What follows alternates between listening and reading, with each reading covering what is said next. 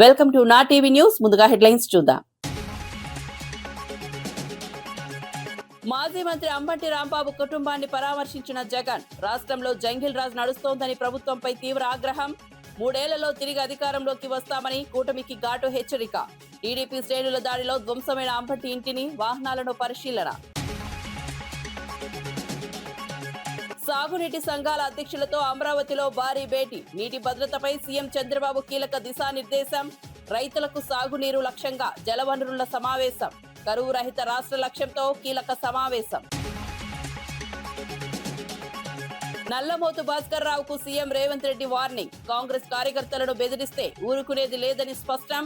జానారెడ్డి కాదు నేను అని భాస్కర్ రావుపై రేవంత్ ఫైర్. మున్సిపల్ ఎన్నికల వేళ బెదిరింపులు సహించబోమన్న రేవంత్. సిరిసిల్లలో పేదలకు ఇండ్లు లేవని బండి సంజయ్ ఆవేదన. ప్రశ్నలు వేస్తే కేసులు పెట్టారని బండి సంజయ్ ఆరోపణ. అంబేద్కర్ పాదాలపై నిజం చెప్పే ధైర్యం ఉందా అని ప్రశ్న. కేసులతో రాజకీయ ప్రత్యర్థులను అణిచివేయద్దన్న సంజయ్. జగన్ గుంటూరు యాత్రపై అనగాని సత్యప్రసాద్ విమర్శలు. ప్రశాంత వాతావరణం చెడగొట్టడమే జగన్ లక్ష్యమన్న మంత్రి. గుంటూరులో దండయాత్రల జగన్ యాత్ర ఉందని ఆరోపణలు. అంబులెన్సులకు దారి ఇవ్వలేదని విమర్శ.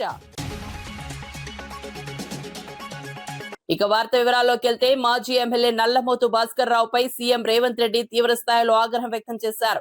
మున్సిపల్ ఎన్నికల నామినేషన్లు వేస్తున్న కాంగ్రెస్ కార్యకర్తలను బెదిరిస్తున్నారని ఆరోపిస్తూ ఘాటు వ్యాఖ్యలు చేశారు. తాను జానారెడ్డి లాంటి పెద్ద మనసు కలవాడని కాదని, కాంగ్రెస్ కార్యకర్తల ఆత్మగౌరవాన్ని ఎవరు తాకినా సహించబోమని స్పష్టం చేశారు. గతంలో భాస్కర్ రావు జానారెడ్డి ఇంట్లో చెప్పులు మోసాడని, ఇప్పుడు కాంగ్రెస్ కార్యకర్తల ఆత్మగౌరవాన్ని ఎర్రవెల్లి ఫామ్ హౌస్ లో తాకట్టు పెట్టినట్లు విమర్శించారు. కాంగ్రెస్ కార్యకర్తల జోలికి వస్తే తగిన రీతిలో ఎదుర్కొంటామని హెచ్చరించారు. మున్సిపల్ ఎన్నికల వేళ ఇలాంటి బెదిరింపులు ప్రజాస్వామ్యానికి విరుద్ధమని సీఎం వ్యాఖ్యానించారు. ఇక ఈడ కూడా మీ దగ్గర ఒక ఆయన ఉన్నాడు, నక్క చేతుల భాస్కర్ రావు అని. ఎవడయా భాస్కర్ రావు? ఎవడు? జానారెడ్డి చెప్పులు మోసినోడు కాదా? జానారెడ్డి ఇంట్లో నీళ్ళ సీసాలు మోసినోడు కాదా? జానారెడ్డి నమ్మి కన్న కొడుకు ఇయ్యకుండా నక్క చేతుల భాస్కర్ రావు టికెట్ ఇస్తే కాంగ్రెస్ పార్టీ కార్యకర్తలు మీ రక్తాన్ని చెమటగా మార్చి మీరు భుజాల మీద మోసి మిర్యాలకు కూడా ఎమ్మెల్యేని చేస్తే మీ ఆత్మ గౌరవాన్ని తీసుకెళ్లి ఎర్రవల్లి ఫామ్ హౌస్ లో కేసీఆర్ కాళ్ళకాడ తాకట్టు పెట్టినోడు ఇవాళ మళ్ళా మీ దగ్గరకు వస్తున్నాడు. గాయన మనకు నాయకుడు. ఒక్కసారి ఆలోచన చెయ్యండి. ఇవాళ ఈ నక్క చిత్తుల భాస్కర్ రావు ఇవాళ మనోళ్ళు నామినేషన్లు వేస్తే బెదిరిస్తుండట మీరు వాపసు తీసుకోవాలని. చింతపండు అవుతుంది భాస్కర్ రావు, నువ్వు అనుకుంటున్నామేమో. ఈ వేదిక మీద ఉన్న మేము ఎవరం జానారెడ్డి లాగా పెద్ద మనసు ఉన్నోళ్ళం కాదు. చింతపండు అవుతుంది నువ్వు అనుకుంటున్నామో. నీ తెలివితేటలన్నీ కత్తిపెట్టు. పోతావు మళ్ళా ఖమ్మం ఇట్లకెళ్ళ కూడా ఉండవు. నువ్వేదో తెలివితేటలు అనుకొని ఇక్కడ ఉన్నోళ్ళని బెదిరిస్తా. నాకు జానారెడ్డి సార్ తెలుసు, నాకు రఘువీరెడ్డి సార్ తెలుసు, లేకపోతే నాకు సుఖేందర్ రెడ్డి సార్ తెలుసు, ఈపులు వలిగేటప్పుడు అడ్డం వస్తారు అనుకుంటున్నామేమో. ఎవరు అడ్డం రారు. వాళ్ళందరూ నాకు చెప్పారు పలగాల్సిందే చింతపండు కావాల్సిందే భాస్కర్ రావు కానీ. వాళ్ళందరిని అడిగినా ఏం సంగతి అని. ఇక ఏం లేదు, చింతపండు కావాల్సిందే, చింతపండు చేయని చెప్పారు. మిర్యాలగూడలో సీఎం రేవంత్ రెడ్డి చేసిన వ్యాఖ్యలపై బీఆర్ఎస్ శాసనసభ పక్ష ఉపనేత హరీష్ రావు తీవ్రంగా స్పందించారు. రేవంత్ రెడ్డి ముఖ్యమంత్రివా లేక స్ట్రీట్ రౌడీవా అంటూ తీవ్ర స్థాయిలో విమర్శలు గుప్పించారు. కేసీఆర్ తెలంగాణ సాధన కోసం ప్రాణత్యాగానికి సిద్ధపడి పోరాడినందుకే రేవంత్ రెడ్డి ఈ రోజు ముఖ్యమంత్రి అయ్యారని వ్యాఖ్యానించారు. రేవంత్ రెడ్డి ఎన్నడైనా జై తెలంగాణ అంటే కేసీఆర్ విలువ అర్థమయ్యేదని అన్నారు. మహిళలకు ఇచ్చిన హామీలు అమలు చేయకపోతే ప్రజలే తగిన గుణపాఠం చెబుతారని హెచ్చరించారు. తెలంగాణ కష్టాలు తెలియని వ్యక్తి తెలంగాణ కోసం పోరాడిన వారిని లెక్క చేయడం లేదని మండిపడ్డారు. సీఎం మాట తీరు ప్రజాస్వామ్యానికి మచ్చగా మారుతోందని హరీష్ రావు వ్యాఖ్యలు చేశారు. విజయ రామారావు గారు, మేమందరం కూడా రాష్ట్రంలో మంత్రులుగా ఉన్నాం. తెలంగాణకు అన్యాయం జరుగుతుంది, తెలంగాణలో ఉద్యోగాలు రావట్లేదు, మా పిల్లలకు అన్యాయం జరుగుతుందంటే కేసీఆర్ ఢిల్లీకి వెళ్ళి ఫోన్ కొడితే 5 నిమిషాల మంత్రి పదవికి రాజీనామా చేసి ఆ ఆందోళన ముఖం మీద కొట్టినాం. మంత్రి పదవులు త్యాగం చేసినాం. 2 సార్లు నేను ఎమ్మెల్యేగా రాజీనామా చేసిన. తెలంగాణ కోసం ఇదే అక్కన్నపేట రైలు పట్టాల మీద కూర్చుంటే నన్ను అరెస్ట్ చేసి మెదక్ జైల్లో పెట్టింది. ఇది మెదక్ జైల్లో ఉన్న 3 రోజులు నేను ఎందుకున్న జైల్లో. జై తెలంగాణ అంటే తెలంగాణ కోసం కొట్లాడితే ఆనాటి ఆంధ్ర పాలకులు ఇదే మెదక్ జైల్లో పెట్టిండు నన్ను 3 రోజులు. నేను మెదక్ జైల్లో తెలంగాణ కోసం 3 రోజులు ఉన్నా. మీరు ఎప్పుడైనా కొట్లాడిండా ఈ రేవంత్ రెడ్డి ముఖానికి? ఈ రేవంత్ రెడ్డి రాజీనామా చేయవయ్యా తెలంగాణ కోసం అంటే జిరాక్స్ కాగితం పంపిండు. ఒరిజినల్ పంపితే ఆయన తేడా ఆమోదిస్తాడో స్పీకర్ అని జిరాక్స్ కాగితం పంపిన తెలంగాణ ద్రోహి రేవంత్ రెడ్డి. ఒకసారి తెలంగాణ ఉద్యమకారులు రేవంత్ రెడ్డి ప్రశ్నిస్తామంటే తుపాకీ గురిపెట్టి ఎవర్రా జై తెలంగాణ అంటారు అని చెప్పి తుపాకీ గురిపెట్టిన రైఫిల్ రెడ్డి ఈయన తెలంగాణ గురించి కేసీఆర్ గురించి మాట్లాడతాడా? జాతిపిత అంటే నీకు తెలుసా? కేసీఆర్ పదవి త్యాగాలు కాదు, ప్రాణ త్యాగానికి సిద్ధపడ్డ నాయకుడు కేసీఆర్. ప్రాణాన్ని కూడా వదలడానికి సిద్ధపడి తెలంగాణ తెచ్చిండు కదా. కేసీఆరే తెలంగాణ లేకపోతే నువ్వు ఇలా కుర్చీలో కూర్చుందువా? లేకపోతే గదే ఆంధ్ర నాయకుల మోచేతి నీళ్లు దాక్కుంటే వాళ్ళ కిందనే తిరుగుతూ నువ్వు. ఇవాళ తెలంగాణ వచ్చింది కనుక నువ్వు ఆ కుర్చీలో కూర్చోగలిగినవు. ఇవాళ కేసీఆర్ లేకపోతే నువ్వు ఆ కుర్చీలో కూర్చుంటావా? నువ్వు తెలంగాణ రాకపోతే నీకు పిసిసి పదవి వచ్చునా? సిరిసిల్లలో పేదలకు ఇండ్లు ఇవ్వలేదని, యువతకు ఉద్యోగాలు కల్పించలేదని కేంద్ర మంత్రి బండి సంజయ్ తీవ్ర ఆవేదన వ్యక్తం చేశారు. తనపై ప్రశ్నలు వేసినందుకే 109 కేసులు పెట్టి ఇబ్బందులకు గురి చేశారని విమర్శించారు. తాను ట్విట్టర్ టిల్లుల పేరు కోసం రాజకీయాల్లోకి రాలేదని, దేశం కోసం ధర్మం కోసం పోరాడిన వ్యక్తినని చెప్పారు. ఇప్పటికీ లీగల్ నోటీసులతో భయపెట్టే ప్రయత్నాలు చేస్తున్నారని ఆరోపించారు. సిరిసిల్ల చౌరస్తాలో అంబేద్కర్ పాదాలపై ప్రమాణం చేసి చేసిన తప్పులపై నిజం చెప్పే ధైర్యం ఉందా అంటూ ప్రశ్నించారు. ప్రజా సమస్యలను పక్కన పెట్టి కేసులతో రాజకీయ ప్రత్యర్థులను అణిచివేయాలనుకోవడం సరికాదని అన్నారు. వీళ్ళందరి మీద కేసు పెట్టినాక కేటీఆర్, అప్పుడేమో పోలీస్ కేసు పెట్టి నా మీద, ఇప్పుడేమో లీగల్ నోటీస్ ఇస్తాడు. ఇంకా నన్ను వేధించుడు బంజాలని చెప్పిన నేను మా అయ్య పేరు చెప్పి రాజకీయాలకు రాలే, మా తాత పేరు చెప్పి రాజకీయాలు రాలే, మా నాన్నమ్మ పేరు చెప్పి రాజకీయాలు రాలే. నేను భాజపా ఈ కరీంనగర్ జిల్లాలో దేశం ధర్మం సమాజం అనే ఒక నినాదంతో ఈ పేద ప్రజల బతుకులు బాగు చేయడం కోసం లాఠీ దెబ్బలు తిన్నా, జైలుకు పోయినా, కేసులు భరించినా, అరే కేంద్ర మంత్రిగా ఉండి ఇప్పటి కూడా కోట్ల చుట్టూ తిరుగుతున్నాక నేను మీకోసం చెప్పండి చౌరస్తాకి వచ్చి, ఈ సిరిసిల్ల చౌరస్తాకి వచ్చి అంబేద్కర్ గారి కాళ్ళ మీద ప్రమాణం చేసి నువ్వు ఏం చేసినావు, నువ్వు ఎంత సంపాదించినావు, నీ అయ్య పేరు చెప్పొచ్చి బండి సంజయ్ని భారతీయ జనతా పార్టీ కార్యకర్తలను ఆడిపోసుకున్నాక లోపడేసిండు. 2 రోజులు 3 రోజులు లోపడేసిండు. పోని మమ్మల్ని ఇబ్బంది పెట్టిండు. ఏమైనా అభివృద్ధి చేసిండా అంటే ఏం చేయలేదు. 24 గంటలు బండి సంజయ్ తిట్టుడే. నేను వెనక మళ్ళీ వస్తాడు, రేపు మళ్ళీ తిట్టాడు. బిడ్డ నన్ను ఇట్లా టార్గెట్ చేసి తిట్టినవనుకో మళ్ళీ ఇదే చౌరస్తాకి నేను వస్తా, నీ బండారం మొత్తం బయటపడతా. నీ రాజకీయ బతికేందో, నీ రాజకీయ భవిష్యత్ ఏందో చలో ఈ సిరిసిల్ల గడ్డ వేగ తెలుసుకుందాం. నేను సిద్ధం, నువ్వు సిద్ధమా చెప్పు. మాజీ సీఎం వైఎస్ జగన్ ఘాటు వ్యాఖ్యలు చేశారు. ఏపీలో జంగిల్ రాజ్ సృష్టించారని ఆరోపిస్తూ మరో 3 సంవత్సరాల్లో వచ్చే ప్రభుత్వం తమదేనని స్పష్టం చేశారు. చంద్రబాబు, ఆయన కుమారుడు, ఇతర నాయకులకు హెచ్చరికలు జారీ చేశారు. తమ ప్రభుత్వంలో జరిగిన అన్యాయాలపై ఎంక్వైరీలు వేసి వడ్డీతో సహా తిరిగిస్తామని స్పష్టం చేశారు. బీహార్ లో ఏం జరుగుతుందో తెలియదని, కానీ ఏపీలో మాత్రం జరుగుతోందని వ్యాఖ్యానించారు. అధికారాన్ని అడ్డుపెట్టుకుని చేసిన అక్రమాలు ఎప్పటికీ కొనసాగవని చెప్పారు. ప్రజలు అన్నింటినీ గమనిస్తున్నారని, రాబోయే ఎన్నికల్లో తగిన తీర్పు ఇస్తారని వైఎస్ జగన్ వ్యాఖ్యానించారు. తప్పుడు కేసులో ఇల్లీగల్ గా ఆయన అరెస్ట్ చేయడమే కాకుండా స్టేషన్ లో ఈ నల్లపాడు సిఐ వంశీ అట, పట్టాభిపురం సిఐ ఇంకొకడు వెంకటేశ్వర్లు అంట, వీళ్ళు అంబటి రాంబాబు అన్నను ఫిజికల్ గా కొట్టడం జరిగింది. ఫిజికల్ గా ఒక మంత్రిని కొట్టడం, అబ్యూస్ చేయడం. నిజంగా ఏం ప్రజాస్వామ్యంలో ఉన్నామా లేదా అని ఆలోచన చేయమని అడుగుతా ఉన్నా నేను. ఎల్లకాలం ఈ ప్రభుత్వం ఉండదు. దాదాపుగా 200 మంది సిఐలు, ఎస్ఐలు, డిఎస్పీలు ఇటువంటి వాళ్ళు బీఆర్లో ఉన్నారు. మీ ప్రభుత్వంలో మీరు వీళ్ళందరినీ కూడా పక్కన పెట్టిన పరిస్థితిలో వాళ్ళంతా ఉన్నారు. కేవలం మీకు సంబంధించిన వాళ్ళని కొంతమందిని మాత్రమే సిఐలుగా వేసుకున్నారు, కొంతమందిని మాత్రమే మీకు సంబంధించిన వాళ్ళ డిఎస్పీలను వేసుకున్నారు, డిఐజీలను మీ వాళ్ళని వేసుకున్నారు. ఎస్పీలు గత్యంతరం లేక మీకు ఊడిగం కాస్తా ఉన్నారు. బీహార్లో ఏం జరుగుతా ఉందో నాకు తెలియదు, కానీ ఇక్కడ జంగల్ రాజును మీరు సృష్టించి నడిపిస్తా ఉన్నారు. కానీ నేను అందరికీ కూడా ఒకటే చెప్తా ఉన్నా, ఎల్లకాలం ఇదే మాదిరిగానే జరగదు. 2 ఏళ్ళు కన్ను మూసుకుంటే అయిపోయింది, మరో 3 ఏళ్ళు కూడా కన్ను మూసుకుని కన్ను తెరిచేసరికి మరో 3 ఏళ్ళు కూడా అయిపోతుంది. ఆ తర్వాత వచ్చేది మాత్రం మా ప్రభుత్వం అని చెప్పి కూడా ప్రతి ఒక్కరికి కూడా ఈ సందర్భంగా కూడా చెప్తా ఉన్నా.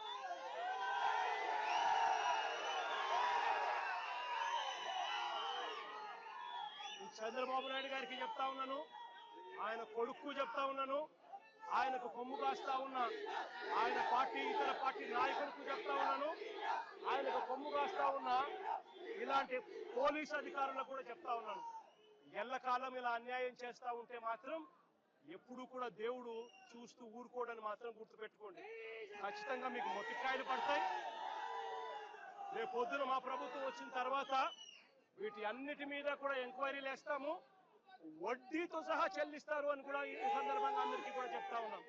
గుంటూరులో మాజీ మంత్రి అంబటి రాంబాబు కుటుంబ సభ్యులను వైఎస్ జగన్ పరామర్శించారు. టీడీపీ గూండాల దాడితో అంబటి రాంబాబు ఇల్లు, కార్యాలయం ధ్వంసం కావడంతో కుటుంబ సభ్యులు భయాందోళనకు గురయ్యారు. తొలుత ధ్వంసమైన ఇంటిని, ఆఫీసును పరిశీలించిన వైఎస్ జగన్ దాడి తీరును తెలుసుకున్నారు.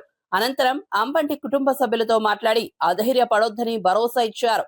పార్టీ పూర్తిగా అండగా ఉంటుందని హామీ ఇచ్చారు. రాజకీయ విభేదాల పేరుతో ఇళ్లపై దాడులు చేయడం దుర్మార్గమని విమర్శించారు.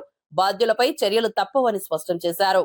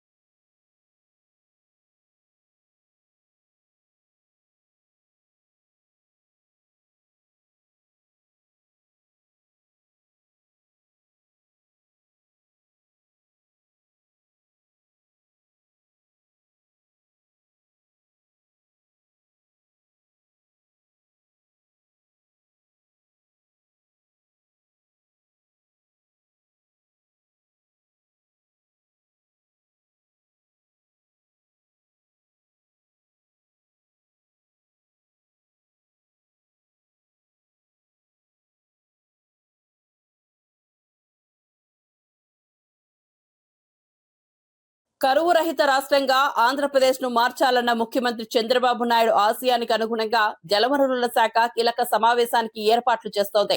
ఫిబ్రవరి 5న అమరావతిలో సాగునీటి సంఘాల అధ్యక్షులతో భారీ సమావేశం నిర్వహించనున్నారు. ఈ సమావేశానికి ముఖ్యమంత్రి చంద్రబాబు నాయుడు, ఉప ముఖ్యమంత్రి పవన్ కళ్యాణ్ హాజరు కానున్నారు. నీటి భద్రత, వాటర్ మేనేజ్మెంట్, భూగర్భ జలాల పెంపుపై సాగునీటి సంఘాలకు ముఖ్యమంత్రి దిశానిర్దేశం చేయనున్నారు. రాష్ట్రంలో వ్యవసాయ రంగానికి నీటి కొరత లేకుండా దీర్ఘకాలిక ప్రణాళికలు అమలు చేయాలన్నదే లక్ష్యంగా ఈ సమావేశం జరుగుతోంది. రైతులకు సాగునీరు అందుబాటులో ఉండేలా సమగ్ర విధానాలను రూపొందించేందుకు ఈ సమావేశం కీలకంగా మారనుంది. సంఘాలతో వాళ్ళ అధ్యక్షులతో రేపు రాష్ట్ర స్థాయి సమావేశం ఏర్పాటు ద్వారా ఈ యొక్క భూగర్భ జలాల్ని ఏ రకంగా పెంపించుకోవాలి, ఆ యొక్క వాటర్ సెక్యూరిటీ, వాటర్ పాలసీ, వీటన్నిటి మీద కూడా వాళ్ళకి ఒక నిర్దేశం చేసి ఆ యొక్క సాగునీటి సంఘాల అధ్యక్షుల యొక్క బాధ్యతలను వాళ్ళకి తెలియజెప్తూ రేపు రాబోయేటువంటి రోజుల్లో మీ నీటి సంఘ పరిధిలో, మీ డిస్ట్రిబ్యూటివ్ కమిటీ సంఘ పరిధిలో, మీ ప్రాజెక్ట్ కమిటీ సంఘ పరిధిలో మీ బాధ్యతలు ఏ రకంగా నిర్వర్తించాలి, ఏ రకంగా ఆ యొక్క సాగునీటి వనరులకు సంబంధించిన నీటిని ఏ రకంగా మనం కాపాడుకోవాలి, ఏ రకంగా భద్రతను ఇవ్వాలి, ఏ రకంగా భవిష్యత్తును అందజేయాలి అనేటువంటి విధంగా రేపు జరగబోయేటువంటి ఈ యొక్క సాగునీటి సంఘ అధ్యక్షుల సమావేశం జరగబోతుంది. దానికి రాష్ట్రం నలువైపుల నుంచి కూడా, అటు శ్రీకాకుళం నుంచి ఇటు చిత్తూరు వరకు అన్ని నియోజకవర్గాల నుంచి కూడా ప్రతి ఒక్క డబ్ల్యూఏ అధ్యక్షులు, వాటర్ డిస్ట్రిబ్యూటివ్ కమిటీ అధ్యక్షులు, ప్రాజెక్ట్ కమిటీ అధ్యక్షులు అందరూ కూడా ఈ కార్యక్రమంలో పాల్గొంటూ ఉన్నారు. ఈ కార్యక్రమం ద్వారా రేపు భవిష్యత్తులో వాళ్ళు ఏ రకంగా యొక్క నీటి సంఘ అధ్యక్షులు బాధ్యతలు నిర్వర్తించాలి, ఏ రకంగా యొక్క సాగునీటి వ్యవస్థతో పాటుగా ప్రక్షాళనతో పాటుగా ఈ యొక్క నీటి వనరులు పెంపొందించడంలో వారి యొక్క పాత్ర ఏంటనేది రేపు చంద్రబాబు నాయుడు గారు కూడా ఒక దిశ నిర్దేశం చేయబోతున్నారని చెప్పి బీఆర్ఎస్ మాజీ ఎమ్మెల్యే భయభ్రాంతులకు గురి చేస్తూ వెన్నుపోటు రాజకీయాలు కొనసాగించడంలో కాంగ్రెస్ పార్టీని కాపాడుకోవడం, కార్యకర్తలకు అండగా నిలవడానికే తన కుటుంబం మున్సిపల్ ఎన్నికల్లో పోటీ చేస్తోందని ఎమ్మెల్యే బత్తుల లక్ష్మారెడ్డి స్పష్టం చేశారు. ఇందులో ఎలాంటి స్వార్థపూరిత ఆలోచన లేదని తెలిపారు. తాను ఇప్పటికే శాసనసభ సభ్యుడిగా ఉన్నానని, అదే తనకు చాలునని పేర్కొన్నారు. కాంగ్రెస్ కార్యకర్తలపై బెదిరింపులు పెరిగిన నేపథ్యంలో పార్టీని బలోపేతం చేయాలనే ఉద్దేశంతో ఈ నిర్ణయం తీసుకున్నామని చెప్పారు. ప్రజాపాలన లక్ష్యంగా పనిచేస్తున్న కాంగ్రెస్ ప్రభుత్వం కార్యక్రమాలను ప్రజల్లోకి తీసుకెళ్లేందుకు ఈ పోటీ ఉపయోగపడుతుందని అన్నారు. మున్సిపల్ ఎన్నికల్లో ప్రజల అభివృద్ధిని దృష్టిలో పెట్టుకుని నిర్ణయం తీసుకుంటారని ఆయన విశ్వాసం వ్యక్తం చేశారు.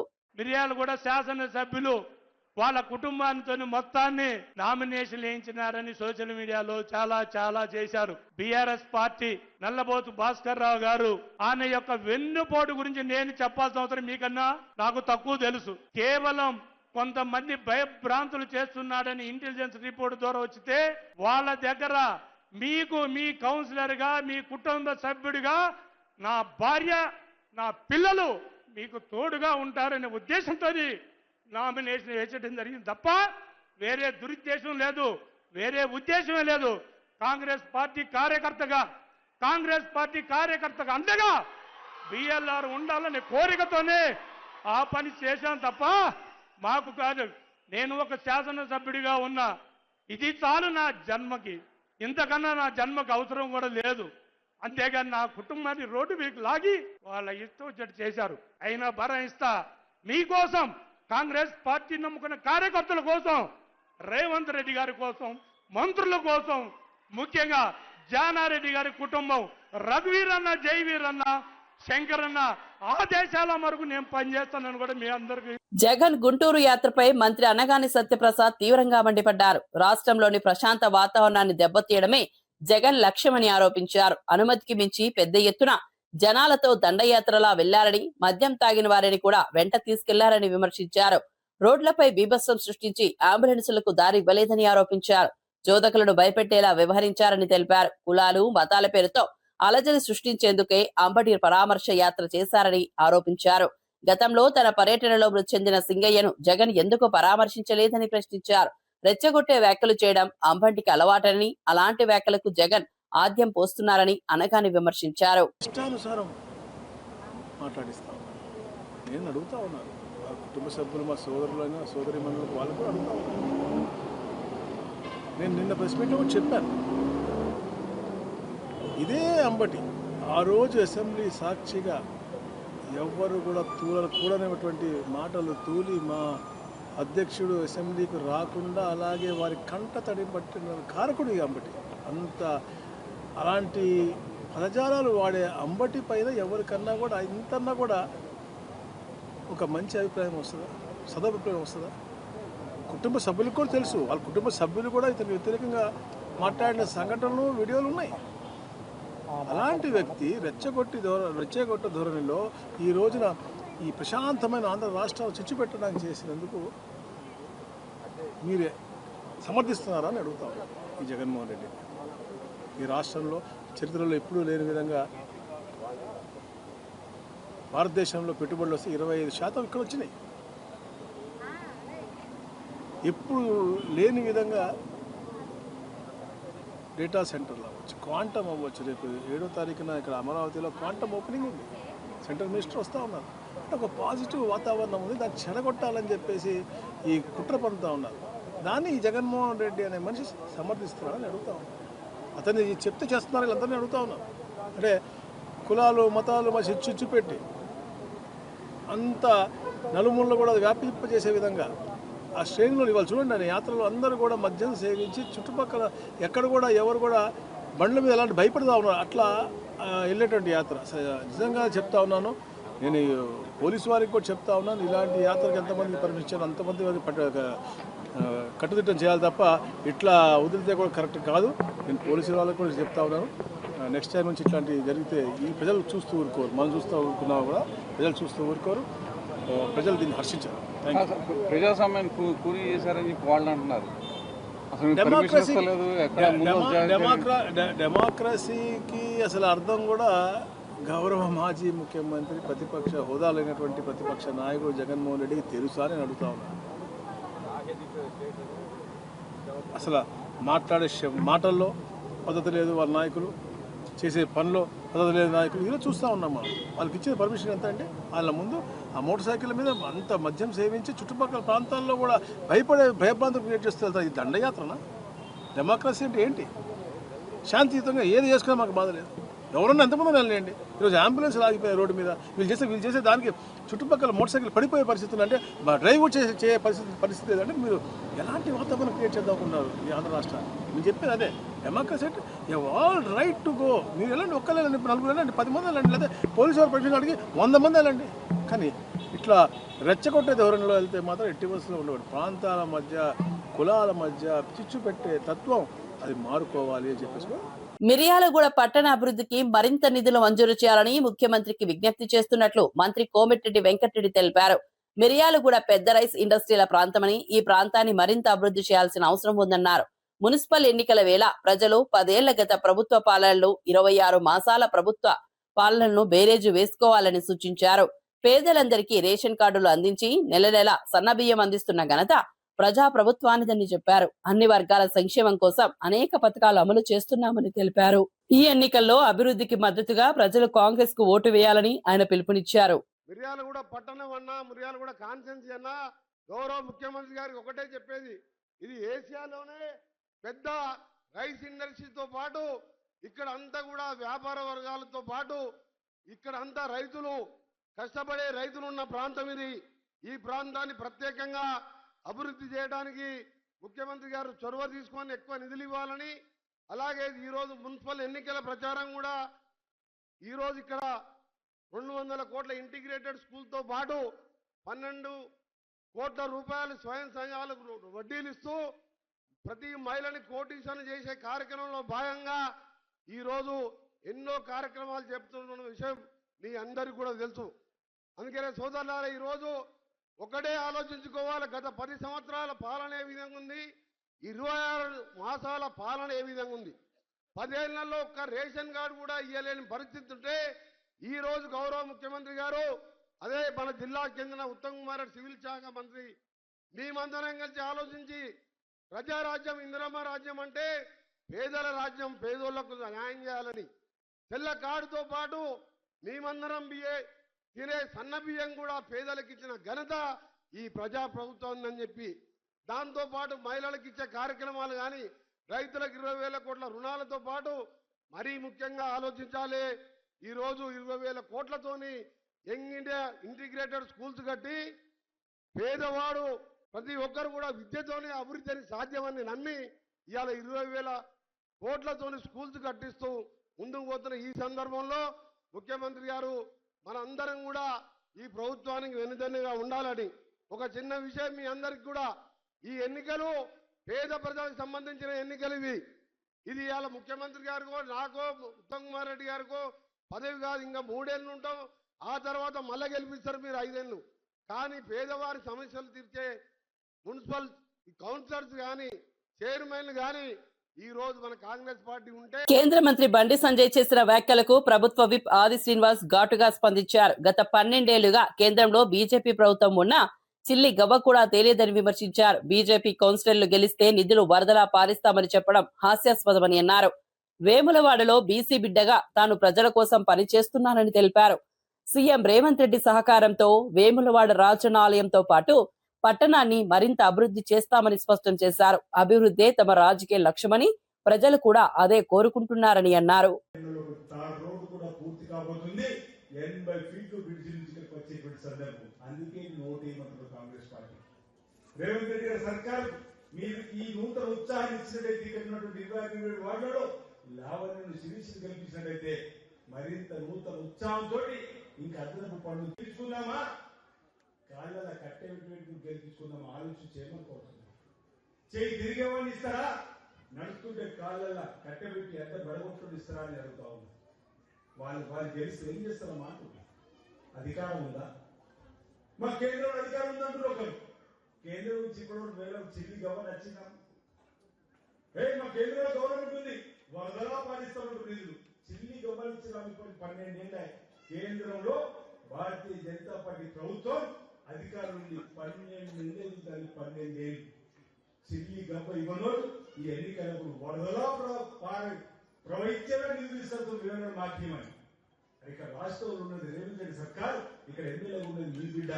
ఈ రోజు మనం గెలిస్తే వరదలా నిధులు వస్తాయా, ఎక్కడ ఉన్న పార్టీ గెలుస్తా ఆలోచించి ఏమనుకోవచ్చు. తెలంగాణలో సీఎం రేవంత్ రెడ్డి మత రాజకీయాలు చేస్తున్నారని బీజేపీ రాష్ట్ర అధ్యక్షుడు రామచంద్రరావు తీవ్ర ఆరోపణలు చేశారు. రాష్ట్రంలో అనేక దేవాలయాలు కూల్చివేసిన ఘటనలను కాంగ్రెస్ ప్రభుత్వం పట్టించుకోలేదని విమర్శించారు. సీఎం రేవంత్ రెడ్డి సభల సమయంలో బీజేపీ కార్యకర్తలను హౌస్ అరెస్ట్ చేయించడం ప్రజాస్వామ్య విరుద్ధమని మండిపడ్డారు. కాంగ్రెస్ పార్టీకి బీజేపీ అంటే భయం పట్టుకుందని, అందుకే బీజేపీని అణిచివేసే ప్రయత్నాలు చేస్తోందని ఆరోపించారు. ప్రజా సమస్యలను పక్కన పెట్టి మత అంశాలను రాజకీయ ప్రయోజనాలకు వాడుకుంటున్నారని విమర్శించారు. తెలంగాణలో శాంతి భద్రతకు భంగం కలిగేలా ప్రభుత్వం వ్యవహరిస్తోందని అన్నారు. బీజేపీ కార్యకర్తలను భయపెట్టే ప్రయత్నాలు ఫలించవని, ప్రజలే తగిన సమయంలో సరైన గుణపాఠం చెబుతారని రామచంద్రరావు వ్యాఖ్యానించారు. మత ప్రచారం చేస్తున్నారు, మతం మీద ప్రచారం చేసి చెప్తా ఉన్నారు. నేను కాంగ్రెస్ పార్టీ యొక్క అధ్యక్షుని అడుగుతా ఉన్నాను, మీ ముఖ్యమంత్రినే ఈ రోజు మా రాష్ట్రంలో తెలంగాణలో మత రాజకీయాలు చేస్తుంది మీ ముఖ్యమంత్రి. జూబ్లీ హిల్స్ లో ఏం మాట్లాడారో ఒకసారి గుర్తుపెట్టుకోండి. Congress is Muslim, Muslim is Congress అన్న మాట ఎవరు మీ ముఖ్యమంత్రి కాదా అని అడుగుతా ఉన్నాను. ఈ రోజు మన రాష్ట్రంలో అనేక దేవాలయాలు కూలగొడితే ఈ కాంగ్రెస్ పార్టీ మాట్లాడకుండా విచ్చలవిడిగా వాళ్ళు వదిలేస్తే, భారతీయ జనతా పార్టీ మాట్లాడితే మతోన్వాదులు మేమవుతామా, లేకుంటే ఆ పని చేసినటువంటి ఒక వ్యక్తులకు ఆశ్రయ ఇచ్చేటటువంటి మీరు మతోన్వాదులు అవుతారని చెప్తా అడుగుతా ఉన్నాను. మిత్రులారా, ఈరోజు నల్గొండ జిల్లాలో ముఖ్యమంత్రి రేవంత్ రెడ్డి గారు సభ పెట్టారు. మరి సభ పెడితే మీరు పెట్టుకోండి, మనం కూడా ఇక్కడ పెట్టుకున్నాం. కానీ సభ పెడితే భారతీయ జనతా పార్టీ కార్యకర్తల్ని హౌస్ అరెస్ట్ చేయడం జరిగింది. ఇది ఎక్కడ ప్రభుత్వం అడుగుతా ఉన్నాడు? మీ మీటింగ్ పెట్టుకోవడానికి బీజేపీతో భయం ఏంటి అని అడుగుతున్నాను. బీజేపీ అంటే కాంగ్రెస్ కు భయం అనే విషయాన్ని తెలుసుకోవాలి మిత్రులారా మీరు. అందుకే బీజేపీని అణచివేసే వైసీపీ హయాంలోనే తిరుమల లడ్డూ ప్రసాదానికి నెయ్యి సరఫరాలో భారీ అవినీతి జరిగిందని జనసేన నెల్లూరు నగర అధ్యక్షుడు దుగ్గిశెట్టి సుజయ్ బాబు ఆరోపించారు. నెల్లూరులో నిర్వహించిన మీడియా సమావేశంలో ఆయన మాట్లాడారు. అసలు డైరీ వ్యాపారం లేని కంపెనీలకు నెయ్యి సరఫరా కాంట్రాక్టర్లు ఇచ్చారని విమర్శించారు. పాలు, నెయ్యి, వెన్న తయారీ అనుభవం లేని సంస్థలు 60 లక్షల కిలోల నెయ్యిని ఎలా సరఫరా చేశాయో చెప్పాలని ప్రశ్నించారు. కల్తీ నెయ్యిని సరఫరా చేసి కోట్ల రూపాయల దోపిడీ జరిగిందని ఆరోపించారు. ఈ అంశాన్ని ప్రజల్లోకి తీసుకెళ్లిన ఉప ముఖ్యమంత్రి పవన్ కళ్యాణ్ పై ఆరోపణలు చేయడం అర్ధరహితమని అన్నారు. గత వైసీపీ పాలనలో జరిగిన తప్పిదాలే బయటపడుతున్నాయని, కూటమి ప్రభుత్వంలోనే నిజాలు వెలుగులోకి వస్తాయని సుజయ్ బాబు స్పష్టం చేశారు. దర్యాప్తులో పాలు లేకుండా కేవలం రసాయనాలు వాడారని తేలిస్తే ఎన్డీడీబీ తన నివేదికలో జంతు కళేబారాన్ని వాడారు అని చెప్పి తెలిసింది. జంతు కళేబారం అంటే ఏ జంతువుల నుంచో తీసుకున్న కొవ్వుని 240 నుంచి 270 డిగ్రీల మధ్య వేట్లయితే కరిగిస్తే ఆ కరిగించిన ఆ పదార్థాన్ని అది తీసుకొని వచ్చి లడ్డూలో వాడడం నిజంగా తలుచుకుంటుంటేనే నిజంగా ఆ తిరుమల శ్రీవారి లడ్డూ మీద ఇంత కల్తీ చేశారంటే నిజంగా చాలా బాధగా, ఒక మనసు ఇంకా బాధగా, ఒక మనసు ఇంకా దేవుడికే మనం ఇటువంటి ఎన్ని చేస్తే ప్రజలకు వాళ్ళు ఏ విధంగా చేశారని చెప్పి ఒక్కసారి తెలుసుకుంటూ ఈరోజు ఎన్డీడీబీ సిట్ ఇచ్చిన ఆధారాల ప్రకారం లడ్డూలో అసలు కల్తీ జరిగిందని చెప్పి ఈరోజు వాదిస్తుంటే ఆడ ఓ పక్క వైఎస్ఆర్సీపీ శ్రేణులు మాత్రం పవన్ కళ్యాణ్ గారు కావాలని చెప్పి ఇటువంటి షో ఆఫ్లు చేస్తున్నారు, కావాలని చెప్పి అసలు దాంట్లో అసలు కల్తీయే జరగలేదు, అసలు ఇటువంటి దుష్ప్రచారాలు చేస్తూ వస్తున్నారు. దయచేసి మరొక్కసారి వ్యాఖ్యానిస్తున్నాం, మీరు చేసింది తప్పు. ఆ తప్పుని తీసుకొని వస్తున్నప్పుడు ఈరోజు కనీసం తప్పునైనా ఒప్పుకొని మొదటికి రావాలని చెప్పి మేము కోరుకుంటున్నాం. కానీ కనీసం అది కూడా మీరు చేయకుండా ఈరోజు ఆ తప్పును కప్పిపించే విధంగా పవన్ కళ్యాణ్ గారి మీదకి రావడం, అదేవిధంగా ఈ ప్రజల్ని తప్పుదో పట్టించడం చేస్తూ వస్తున్నారు. రానున్న రోజుల్లో ప్రజలు గమనిస్తున్నారు. ఆ కలియుగ ప్రత్యక్ష దైవం శ్రీ వెంకటేశ్వర స్వామి గమనిస్తున్నాడు. ఏదైతే మీరు చేశారో వెంకటేశ్వర స్వామి లడ్డు విషయంలో మీరు ఏదైతే చేశారో, వెంకటేశ్వర స్వామి మీద ఏదైనా వస్తే ఇప్పుడు దాకా ఎన్నో ప్రభుత్వాలే కూల్పునాయి. అది ప్రత్యక్ష నిదర్శనం. ఆల్రెడీ తమకు తెలుసు, మేము అది మాట్లాడి మా హుందాతనాన్ని. కేంద్ర ప్రభుత్వం విదేశీ ఒత్తిడికి తలొగ్గుతోందని పెద్దపల్లి ఎంపీ వంశీకృష్ణ తీవ్ర విమర్శలు చేశారు. ఈ దేశాన్ని ఢిల్లీ నుంచి ప్రధాని మోదీ నడిపిస్తున్నారా లేక వాషింగ్టన్ నుంచి ట్రంప్ నడిపిస్తున్నారా అని ప్రశ్నించారు. అమెరికా ఉత్పత్తులపై టారిఫ్ల తగ్గింపు, రష్యా చమురు దిగుమతుల తగ్గింపుతో దేశానికి 2 నుంచి 3 లక్షల కోట్ల రూపాయల ఆర్థిక భారం పడుతోందని ఆరోపించారు. ఈ అంశాలపై లోక్సభ ప్రతిపక్ష నేత రాహుల్ గాంధీ అడిగిన ప్రశ్నలకు బీజేపీ సమాధానం చెప్పలేకపోతోందని అన్నారు. అందుకే పార్లమెంట్ లో ఈ విషయాలపై చర్చకు అవకాశం ఇవ్వడం లేదని విమర్శించారు. దేశ ప్రయోజనాలకు వ్యతిరేకంగా కేంద్ర ప్రభుత్వం నిర్ణయాలు తీసుకుంటోందని ఆరోపించారు. ఈ రోజు మనం చూస్తుంటే నరేంద్ర మోడీ గారు మన భారతదేశాన్ని ఢిల్లీ నుంచి నడిపిస్తున్నాడా లేకపోతే వాషింగ్టన్ డీసీలో నుంచి ట్రంప్ నడిపిస్తున్నాడా అని చెప్పి ఈరోజు ముఖ్యమైన ప్రశ్న సూటిగా భాజపా పార్టీకి అడగడం జరుగుతుంది. భారతీయ జనతా పార్టీ వాళ్ళు భయపడిపోయినారు, లొంగిపోయినారు అని చెప్పి స్పష్టంగా తెలుస్తున్నది. రాహుల్ గాంధీ గారు ఒకటే ఒక క్వశ్చన్ అడుగుతున్నారు. ఈ ట్రేడ్ డీలు, ఈ నకాబ్ ఏదైతే ఉన్నదో అది బయటకు తీసేసి పడేసినారు. మోడీ గారు ఎక్స్పోజ్ అయిపోయినారు. ఎందుకంటే ఈ ట్రంప్ టారిఫ్స్ వలన దాదాపు 1,00,000 కోట్ల రూపాయల బర్డెన్ పడ్డది మన భారతదేశ ప్రజల మీద. మళ్ళా రష్యన్ ఆయిల్స్ ఏదైతే 40% ఇంపోర్ట్స్ ఉంటేనో రష్యాకి వెళ్ళి, దాని మీద ట్రంప్ వలన ఇప్పుడు ఆ 40% నుంచి 20% తగ్గియాలని చెప్పి ఏదైతే ప్రెషర్ చేసిండో ట్రంప్, దాని గురించి దాదాపు 1,00,000 కోట్ల ఇబ్బంది పడుతుంది.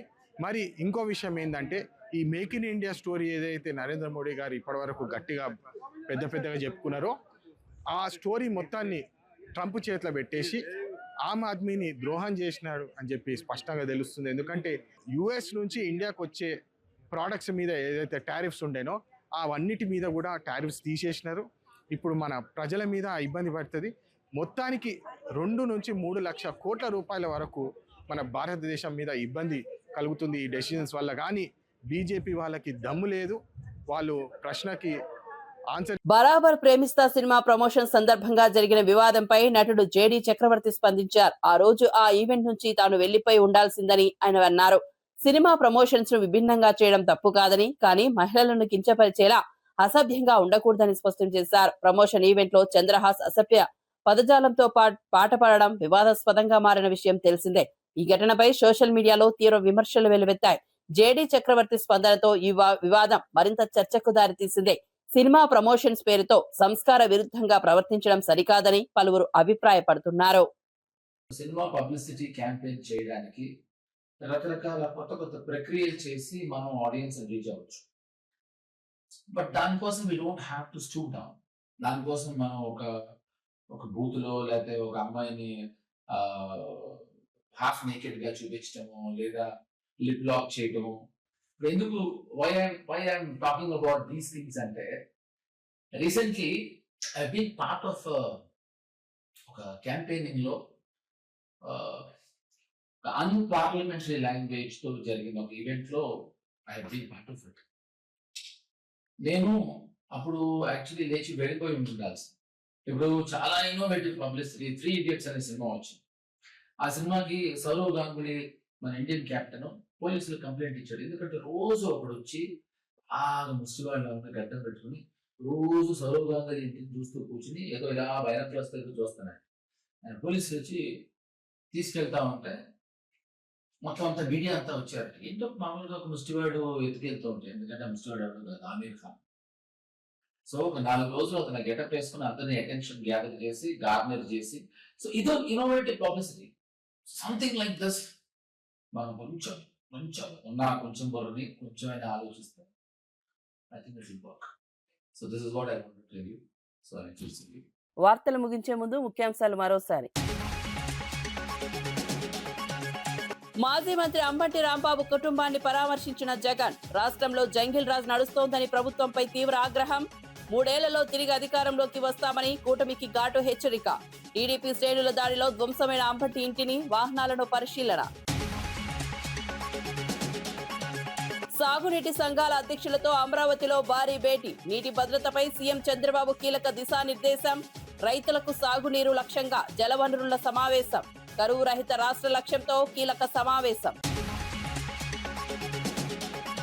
నల్లమోతు భాస్కర్ రావుకు సీఎం రేవంత్ రెడ్డి వార్నింగ్. కాంగ్రెస్ కార్యకర్తలను బెదిరిస్తే ఊరుకునేది లేదని స్పష్టం. జానారెడ్డి కాదు నేను అని భాస్కర్ రావుపై రేవంత్ ఫైర్. మున్సిపల్ ఎన్నికల వేళ బెదిరింపులు సహించబోమన్న రేవంత్. సిరిసిల్లలో పేదలకు ఇండ్లు లేవని బండి సంజయ్ ఆవేదన. ప్రశ్నలు వేస్తే కేసులు పెట్టారని బండి సంజయ్ ఆరోపణ. అంబేద్కర్ పాదాలపై నిజం చెప్పే ధైర్యం ఉందా అని ప్రశ్న. కేసులతో రాజకీయ ప్రత్యర్థులను అణిచివేయద్దన్న సంజయ్. జగన్ గుంటూరు యాత్రపై అనగాని సత్యప్రసాద్ విమర్శలు. ప్రశాంత వాతావరణం చెడగొట్టడమే జగన్ లక్ష్యమన్న మంత్రి. గుంటూరులో దండయాత్రలా జగన్ యాత్ర ఉందని ఆరోపణలు. అంబులెన్సులకు దారి ఇవ్వలేదని విమర్శ. ఇవి నాటి వార్తా విశేషాలు. మరో బులెటిన్లో మళ్ళీ కలుద్దాం.